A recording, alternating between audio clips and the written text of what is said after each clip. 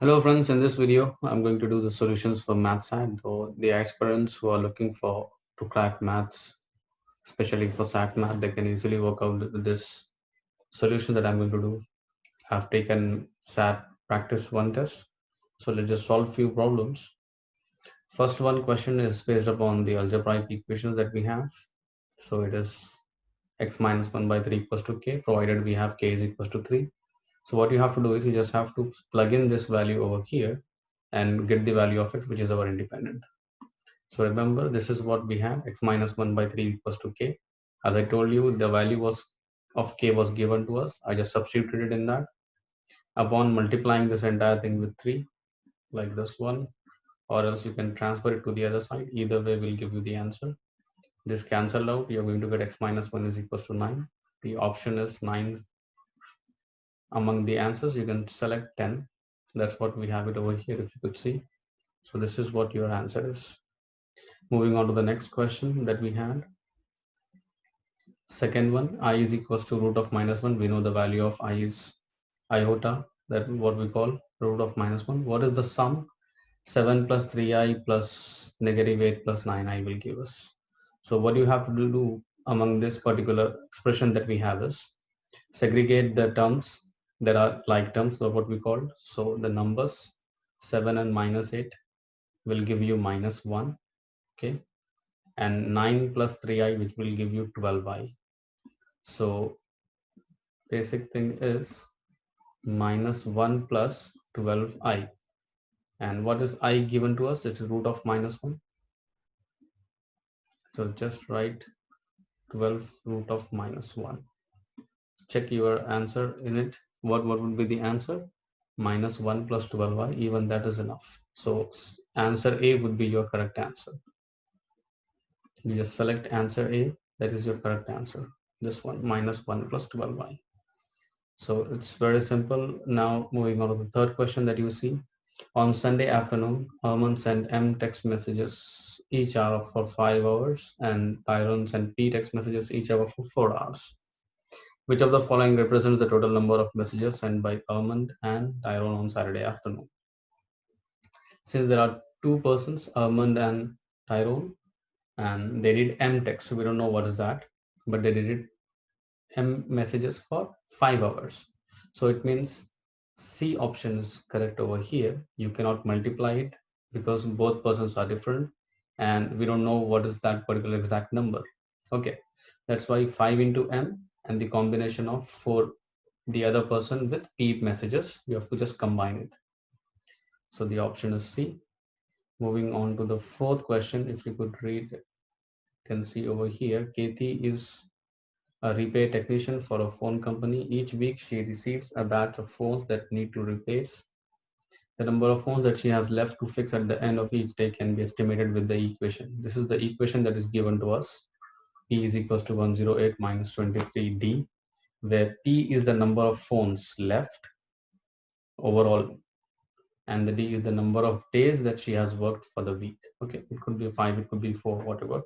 So they have formulated an equation and given to us. We just need to work out what is the meaning of 108, the constant number that is there. Katie will complete the request within 108. No, because the information is wrong.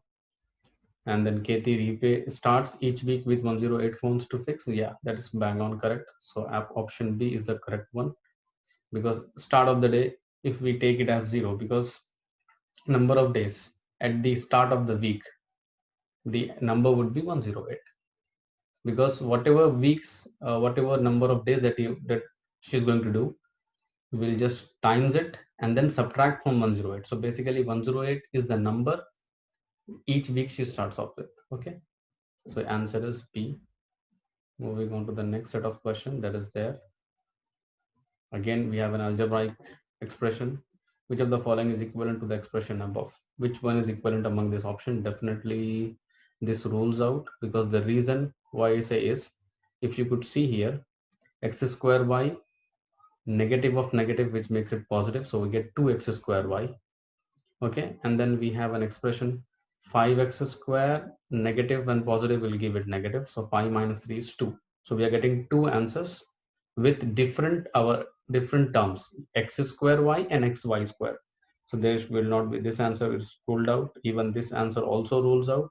So we are left with only C. Isn't it simple? Moving on to the sixth one, we have a linear expression, straight line, I would say. A pediatrician uses the model. This is the model that she uses to estimate the height of a boy, h of a boy in inches in terms of the boy's age A. There is a relationship that we have if we plot the graph, that is A with h, okay? And what is that constant slope that we can see in the expression? That is 3. So it means 3 is the slope in terms of the boy between the ages 2 and 5. So based off the model, what is the estimated increase in inches of a boy each year? So by this number, we could easily relate to our answer now. 3 is the answer, that is option A. Because each year, the boy's height grows 3. That is a fixed number. Okay. So this is the, that what is given in the question was 3. The slope, basically. Moving on to the seventh question. This is what we have. The formula above gives the monthly payment M needed to pay off a loan of P dollars at R% annual interest over N months. Which of the following gives P in terms of M and R? So this is just like finding the independent or finding the unknown when a quantity is given to you. Like for instance, you have 5 by 3 x is equals to P something. And if they ask you to work it out x, so what are you going to do? It would be just nothing but taking the reciprocal of this number. That would be 3 and 5. That is what we have to do in this particular question. If you could see here, nothing else you have to do. You just have to find out P in terms of x and y. Means your P should be subject alone. Rest all terms, whatever is there, it has to send to the other side of the equation. So you just have to check your options now, like where the denominator becomes the numerator. You check there. So this rules out, it won't be there. You check there. P is in terms of M and N. Check here. This denominator which is there, it is now the numerator. What I told you over here, it works the same thing. It will be the reciprocal. So it means our option is P. Moving on to the next set of question that we have. If A by B is equals to 2, what is the value of 4B by A? It is also very simple. Here they are asking us B by A, provided they have given us A by B equals to 2. It means my B by A would be B over A is nothing but 1 by 2. B over A is nothing but 1 by 2, and they asked me to work it out for B by A. It means 4 times 1 by 2, basically the option is 2. You check your option, C is the answer. The next one, the next set of question, what you have to do, you can do it in two ways, but since you have the time limit, so better what you have to do is either you can solve it by multiplying this expression with 2. You can multiply this equation with 2 and cancel out the terms. You can do that. Or else simply what you can do, you can just plug in these values in order to find out which one would be like left hand side will be equal to the right hand side, because they're asking what is the solution xy to the system of equations. It should satisfy both the equations because it's a simultaneous equations. So if I do it x and y, you'll get the answer 3x plus 4y negative 23. Let me just clear the screen. What is that question? 3x plus 4y 3x plus 4y equals to negative 23, and then 2y minus x is equals to 16. 2y minus x is equals to negative 19. I've written, yeah, this is what I need to work it out, which one is the solution. So what I can do is I can just multiply this with 2. So 3x plus 4y equals to negative 23. 2 times 2 is 4y. I can write it alongside negative 2x, and then this one will be 38. 19 times 2. So now change of sign because it cancels. This makes it positive. This goes out. 3 plus 2 gives me 5x. 38 minus 23. 38 minus 23 would be 5 this one. So my x is equals to 3. Check in the option where is positive 3. So bingo, that is your answer. You don't have to do it and work it out the other one. That itself will give you answer, because there is no other option with 3. Had it been any other and there is some value, then you may get confused for why. Directly you can work it out. Now moving on to the 10th one. For the function g defined above, a is a constant and g of 4 is equals to 8. What is the value of g of negative 4? It's as simple as that. What you have to do is you just have to plug in negative 4 in terms of this one to get the value. Remember, g of 4 is 8. So remember, we need to, what is given to us was g of 4 is equals to 8. So basically you need to, this is your x. So unless we have a, remember our basic aim is to find out g of minus 4. So first we need what is the value of a, then only we can work it out and get direct answer. So first, in place of x, I'm substituting 4 in order to get the value of a first. Then we can work it out g of minus 4. G of 4 is given as 8. This is 16 times a plus 24. Upon transferring it to the other side, you get negative 16. So basically, the value of a is negative 1. Now, since we got this one, g of minus 4 would be very convenient and very easy for us to work it out. Just plug in place of a as negative. X is negative 4. And we know negative 4 square also is positive. Negative 4 square is positive 16. But we have negative 16 plus 24 is nothing but positive 8. Check your answer. A is the solution. Now moving on to the next question that we have. In the above equation, B and C represents, B and C represents the price per pound in dollars of beef and chicken respectively, X weeks after July 1st during last summer. What was the price per pound of beef when it was equal to price per pound of chicken? So again, we've given simultaneous equations over here. B is in terms of X and C is in terms of X. What I can do is I can just equate this one, okay?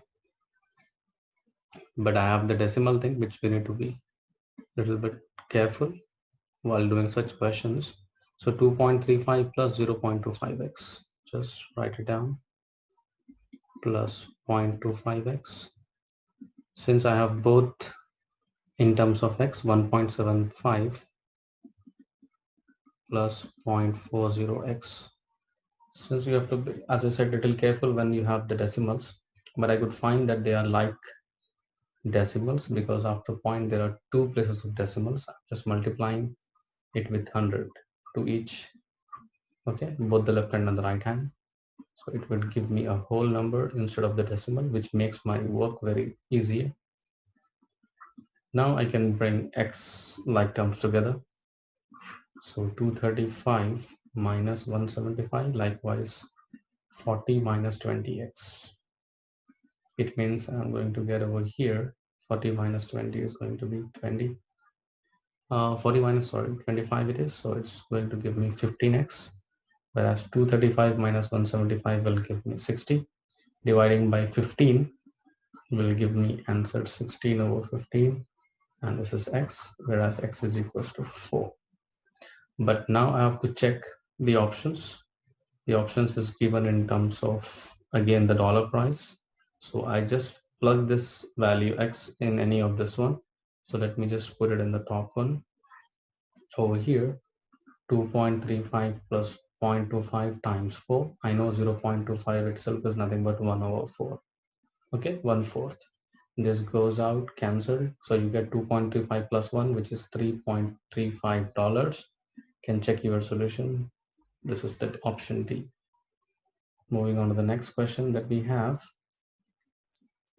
That is, if x is greater than 3, which of the following is equivalent to this one? This expression, what is given to us, 1 by this one. So if I take the LCM, x plus 2, x plus 3, if I multiply and divide with that, x plus 2 and x plus 3, x plus 2, x plus 3, I'm multiplying and dividing. So since I have x plus 2 over here and x plus 3, when I'm multiplying with x plus 2 and x plus 3, what happens is this goes out over here, this goes out, but I'm ultimately getting x plus 3 and x plus 2 in the denominator. Remember, here if I multiply, I get x plus 3, and if I multiply this one, I'll get x plus 2. Topmost it will be remaining x square plus 5x plus 6 if I multiply the two binomials over 2x plus 5. Check what is your solution over here. Yes, this one is your solution B. Now moving on to the next set of question that is there. If 3x minus y equals to 12, this equation, linear equation in two variables given to us, we need to work it out and find the value of 8 raised to x by 2 raised to y. Remember, whenever we have such questions, we always tend to do in terms of making the bases equal. I have 8x to x and 2 raised to y. So since I told you to make the bases same, I know very well that it can be written in terms of two powers, which is 2 raised to 3. So if I times it, I'm going to get this one, ultimately this one. And if you could remember in the question, they have given the value of 3x minus y is equals to 12. I can utilize and easily substitute here. So my answer is going to be 2 raised to 12, that is a bit. Isn't it great, students? So in this particular question, the final question, 15th one, if you could see, we have a binomial, product of binomial is equals to given an expression, quadratic. For all values of x, a plus b is equals to sum of the two values is given as 8. What are the two possible values for c? We need to work it out. So what are we trying to do is, I'm going to write it in this way and times the two binomial. It would give me abx square 7 times ax, 2 times bx, and 14.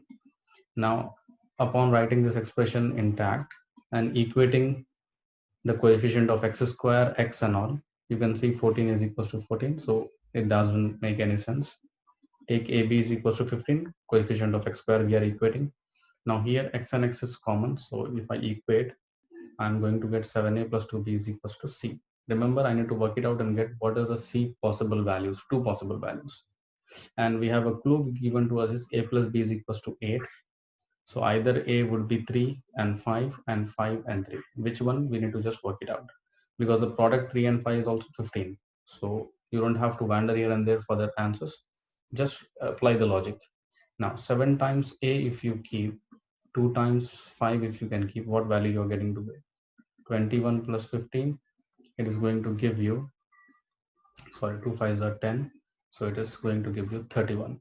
Likewise, if you replace like 3 5 and 5 and 3, check 5 and then 3, it will give you 7 5 are 35 plus 6 41.